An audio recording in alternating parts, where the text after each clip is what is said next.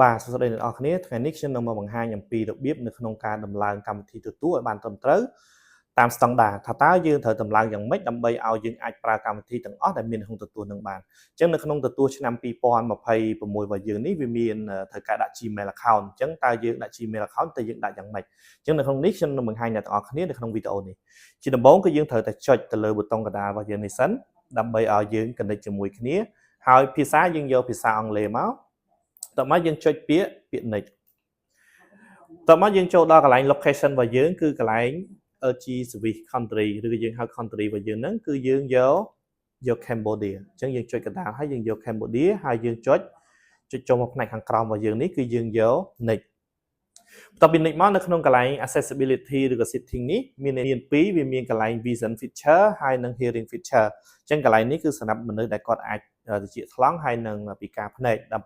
ដើម្បីឲ្យគាត់ set up បានប៉ុន្តែនៅក្នុងនេះដោយសារតែពេលដែលយើងចុចរេឆ្វេងស្ដាំទៅវាលឺអក្សរអានវារៀងថ្លង់មានន័យថាវារំខាននៅក្នុងការដំឡើងរបស់យើងត្រូវតែចុចនៅកន្លែង vision feature នេះដើម្បីយើងបិទនៅក្នុង audio guidance របស់យើងនេះកុំឲ្យវាលឺសំឡេងរំខានតោះមកយើងចុចពាក្យ next អញ្ចឹងនៅក្នុងកន្លែង how to set up .tv កន្លែងនេះបើសិនជាយើងចង់ set up តាមរយៈទូរស័ព្ទដៃដែលយើងមាន LG SyncQ យើងអាច scan វានេះយកមកប្រើដើម្បីយើងដំឡើងបានតែបើសិនជាអត់ទេយើងត្រូវតែចុចកន្លែងពាក្យ set up with the remote អញ្ចឹងនៅក្នុងកន្លែងនេះវាមានពាក្យ exit first use មានន័យថាយើងអត់ចង់ប្រើ app YouTube Netflix អីទេអញ្ចឹងមានន័យថាយើងចង់បញ្ចប់ត្រឹមតែដាក់ពុកខ្សែកាបឬក៏យើងត្រឹមតែ HDMI អីគឺយើងអាចបញ្ចប់ត្រឹមនេះបានតែនៅក្នុងនេះខ្ញុំនឹងប្រាប់អ្នកគ្នាឲ្យទៅដល់រហូតដល់យើងដាក់ Gmail account អញ្ចឹងយើងចុចពាក្យ set up របស់យើងនឹងទៀតមកបន្ទាប់មកយើងត្រូវតែជ្រើសរើសទៅលើ Wi-Fi អញ្ចឹង Wi-Fi នៅផ្ទះយើងមានអីហ្នឹងយើងដាក់ឈ្មោះ Wi-Fi របស់យើងតាមហ្នឹងក្នុងនេះយើងបានដាក់លេខកូដ Wi-Fi រួចហើយយើងចុចពាក្យ enter អញ្ចឹងយើងរងចាំមើលបើសិនជាមានសញ្ញាគ្រីសមានន័យថាទទួលរបស់យើងហ្នឹងគឺវាជាប់ជាមួយនឹង Wi-Fi ហើយបើវាអត់មានសញ្ញាគ្រីសទេមានន័យថាការ set up Wi-Fi របស់យើងហ្នឹងអត់បានត្រឹមត្រូវទេបញ្ចប់មកដល់កន្លែង term and condition នេះគឺយើងត្រូវតែអនុវត្តទៅតាមលក្ខខណ្ឌរបស់គេណាអញ្ចឹងយើងត្រូវចុចពាក្យ next បន្ទាប់ពី next ហើយយើងត្រូវយកពាក្យ select all ហើយយើងចុចពាក្យ more ហើយយើងចុចពាក្យ agree បន្ទាប់មកយើងត្រូវចុចពាក្យ next បើសិនជាយើងកន្លែងនេះគេចង់បញ្ជាក់ថាយើងមានភ្ជាប់អីអត់តែបើយើងអត់ទេយើងចុច next តែម្ដងបន្ទាប់មកយើងចុចពាក្យ next ម្ដងទៀត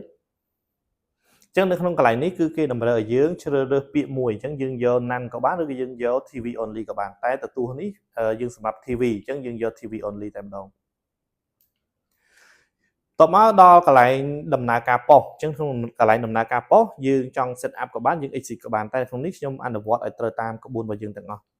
បើសិនជាមានប៉ុសទទួលវានឹងចាប់ប៉ុសទទួលឲ្យយើងតែបើអត់មានទេវាផ្ដាច់មកត្រឹមនេះអញ្ចឹងនៅក្នុងនេះវាដល់ដំណាក់កាលមួយដែលគេឲ្យយើងត្រូវដឹងថា LG account sign in អញ្ចឹងមានន័យថាដំណាក់កាលនេះគឺដំណាក់កាលដែលយើងត្រូវមាន LG account យកមក sign in នឹងទទួលអញ្ចឹងនៅក្នុងនេះគឺគេបានប្រាប់យើងឲ្យថា you can sign in with your LG account or create a new account អញ្ចឹងនៅក្នុងនេះគឺយើងអាចបញ្ចូលបានពីរលក្ខខណ្ឌទី1មានន័យថាយើងមាន LG account រួចហើយលក្ខខណ្ឌទី2មានន័យថាយើងត្រូវតែទៅបង្កើត LG account ថ្មីនេះខ្ញុំនឹងប្រាប់អ្នកទាំងអស់គ្នានៅក្នុងការបញ្ចូល Gmail account ដែលយើងមានស្រាប់ថាតើយើងត្រូវបញ្ចូលយ៉ាងម៉េចឲ្យបានត្រឹមត្រូវអញ្ចឹងនៅក្នុងនេះគឺគេមាន3របៀបទី1 mobile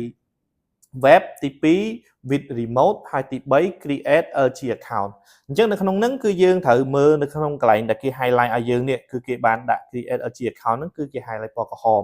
អញ្ចឹងកន្លែងហ្នឹងគឺយើងត្រូវតែចូលមកក្នុងកន្លែង LG account ដែលវាគេ highlight ពណ៌ក្រហមហ្នឹងអញ្ចឹងយើងចុចចូលដល់កន្លែងហ្នឹងមក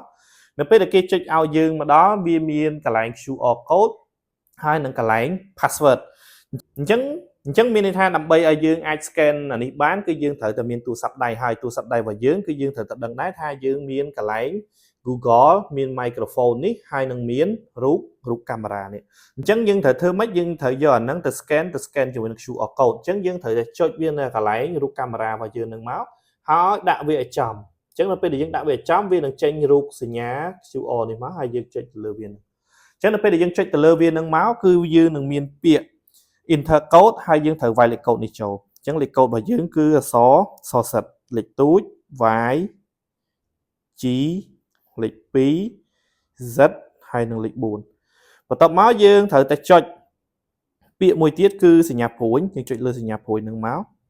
ចឹងនៅពេលដែលយើងចុចទៅលើសញ្ញាព្រួយនឹងមកមានន័យថានៅក្នុងហ្នឹងគេដាក់ more recent login in account អញ្ចឹងមានន័យថាយើងមាន account ស្រាប់រួចហើយយើងគ្រាន់តែចុចទៅលើ account ដែលយើងមានហ្នឹងឈ្មោះផ្សេងទៀតហ្នឹង plus ផ្កាយហ្នឹងចុចលើសញ្ញាហ្នឹងមកអញ្ចឹងនៅពេលដែលចុចមកគឺវាដាក់ថា sign in អញ្ចឹងនៅក្នុង sign in នេះគឺវាដាក់ enjoy variant content on your device មានន័យថាការ set up របស់យើងនេះគឺបានជោគជ័យ 100% ហើយអញ្ចឹងមានន័យថាការដាក់ Gmail ដែលយើងមានស្រាប់គឺដោយទម្រង់ដែលយើងបានឃើញបន្ទាប់មកយើងត្រូវតែដំឡើងបន្តទៀតនៅក្នុង device installation tab របស់យើងហ្នឹង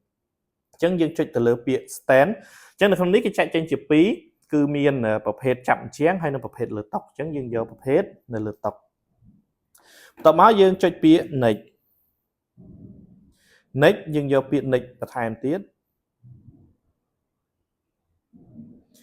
តបមកនៅកន្លែងនេះបើសិនជាយើងមានប៉ុស្តិ៍ទទួលវានឹងដំណើរការប៉ុស្តិ៍ទទួលតែបើអត់មានទេយើង next